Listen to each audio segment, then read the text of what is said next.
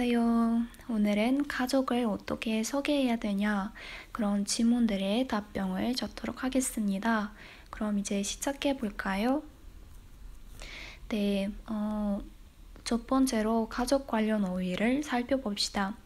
сәлем достар, бүгінгі біздің тақырыбымыз отбасы жайында болмақ. Отбасымызды корейше қалай таныстырамыз? Ең алдымен біз отбасы мүшелерінің корейше аталуларын қарап өтейік. Көпшілігіңіз білетін шығарсыздар. Ана, әке, ата, әже дегенді біледі деп ойлаймын. Сонда да бір қайталап өтейік. 어머니 бұл бізде ана, 아버지 әке. Немесе кейде ананы 엄마 деп те айтады, әкені аппа деп те айтады. 할머니 әже, 할아버지 ата. 외할머니 нағашы әже, 외할아버지 нағашы ата. Бұндағы алдына жалғанған 왜 буыны бұл бізде нағашы дегенді білдіреді. 외할머니, 외할아버지. 형, аға, бұны ұл айтады. Ол өзінің ағасына 형 деп айтады. Ал оппа деп қыз айтады, ағасын айтады. Келесі 누나. Бұл бізде әпке, ұл айтады. Ол өзінің әпкесіне 누나 деп айтады. Ал қыз өзінің әпкесіне 언니 деп айтады. Келесі 남동생, іні. 여동생, бұл бізде қарындас. нам дейтін бұл бізде ер адам дегенді білдіреді. 여 дейтін ол әйел адам дегенді білдіреді. Соны естеріңізде сақтаңыздар. Мысалға, 남학생 десе ол оқушы, ал 여학생 ол қыз оқушы. Сол сияқты мысалдар өте көп. Келесі 우리 가족. 우리 дейтін бұл біз, ал 가족 деген отбасы. Сонда біздің отбасы.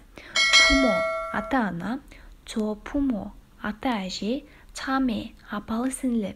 Мысалға, бір отбасындағы 2 не 3 және одан да көп қыздар болса, олар өзара апалы-сіңлі, яғни 자매 деп айтамыз оны. Ал 형제 бұл ұлдар, бір отбасындағы ағайындылар, яғни 이모, тәте бұл анасының сіңлісі немесе әпкесі, яғни нағашы тәтесі 이모 деп аталады. Ал 고모 бұл тәте, бірақ әке жақтан, яғни әкесінің әпкесі не қарындасы, әкеміздің әпкесінің не қарындасын 고모 деп айтамыз. 삼촌, 친삼촌 бұл бізде аға, бұл әкесінің інісі, әкеміздің інісін 삼촌 немесе 친삼촌 деп айтамыз.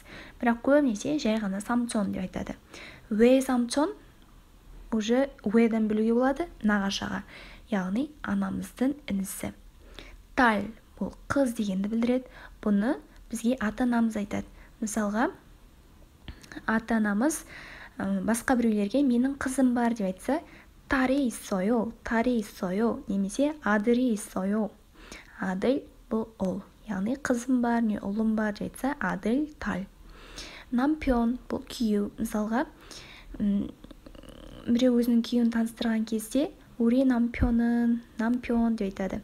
Ал 아내 бұл әйел, яғни күйеуі әйелін таныстырған кезде осылай 아내 деп айтады. 며느리 бізде келін, 사위 күйеу бала. Келесі, енді отбасыңызда қанша адам бар? Отбасыңызда нешеусіздер деп сұрау үшін 가족이 몇 명이세요? 가족이 몇 명입니까? деп айтамыз. немесе 스파이 емес стилде 가족이 몇 명이야? деп айтамыз. Амна екеуі 스파이 стиль, яғни 존댓말ға жатады. Оқылуын қарастырайық. 몇 명 деп оқып тұрмын, 몇 명 деп екеуін бөліп оқымаймыз. Біз айтқан болатымыз өткен сабақтарда буындар қосылып оқылады. Сол себептен мына екі буын қосылып кетеді де тез оққанда 몇 명이세요 деп оқылады. Келесі, осы сұраққа қалай жауап береміз?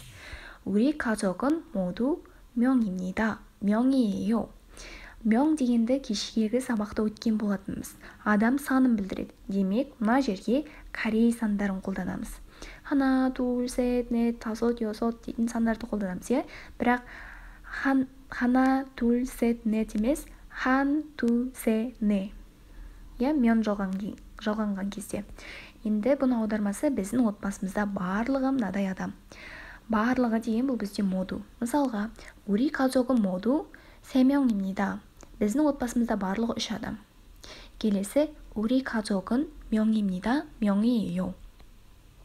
Бұл да тап мағынасымен бірдей, тек мынада барлығы бар, я, моду, мынада жоқ. Жай ғана біз отбасымызда мынадай адам дегенді білдіреді. келесі, осыларға мысал. 우리 가족은 저희 부모님 그리고 저 3명입니다. бұл ауызекі сөйлеу стиліне жатады. Біздің отбасымызда ата-анам және мен 3 адамбыз дегенді білдіреді. 우리 가족은 бұл біздің отбасымызда, 저희 дейтін бұл 우리дің ең жоғарғы, яғни сыпайылық дәрежесіндегі формасы. Бұны неге қолданып тұр? Ата-анасына құрмет білдіру үшін қолданып тұр. Яғни ата-анасын жоғары қойып айтып тұр. 저희 부모님 деп. 그리고 деген бұл және дегенді білдіреді. 저 деген мен және 3 адамбыз дейді. келесі, 우리 가족은 저희 부모님, 남동생, 그리고 저 4명입니다.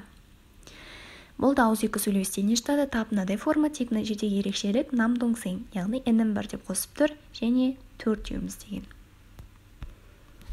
енді мына мәтінді оқып, аударып көрейік. 이것은 제 가족 사진입니다. 우리 가족은 아버지, 어머니, 누나, 남동생, 여동생, 저입니다. 이 사람은 제 아버지입니다. 아버지는 의사입니다. 52살입니다. 아버지는 멋있습니다. 우리 어머니는 의사가 아닙니다. 주부입니다. 49살입니다. 어머니는 친절합니다. 이것은 니든 뭘, 제 니든 미는 가족 사진 니든 отбасылық сурет. бұл менің отбасының суреті деген я демек. 우리 가족은 아버지, 어머니, 누나, 남동생, 여동생, 저입니다. біздің отбасымызда әкем, анам, әпкем, інім, қарындасым және мен дейді. бұны кім айтып тұр? демек, мына отбасы мүшелерін басқа біреу айтып тұр, я? және бұны ұл бала айтып тұр. Оны қайдан білеміз? Себебі нуна деп тұр. Яғни нуна дегені ол әпкем бар деген сөз, я? бұны ұл айтады. 이 사람은 제 아버지입니다. бұл адам менің әкем дейді. 아버지는 의사입니다. әкем дәрігер. 52살입니다. 52 жаста. 아버지는 멋있습니다. әкем мықты, керемет адам дегенді білдіреді. 우리 어머니는 의사가 아닙니다. біздің анамыз, менің анам дәрігер емес.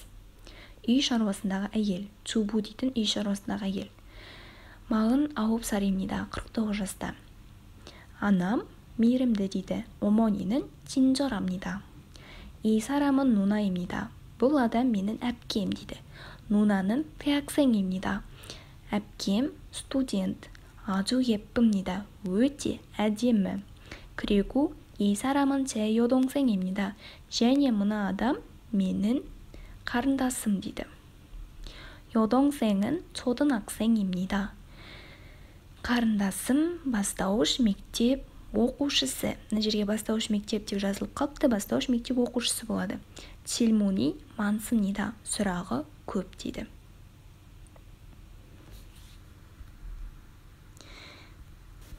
자, 여러분 숙제입니다. 여러분도 가족에 대해서 간단하게 써보세요.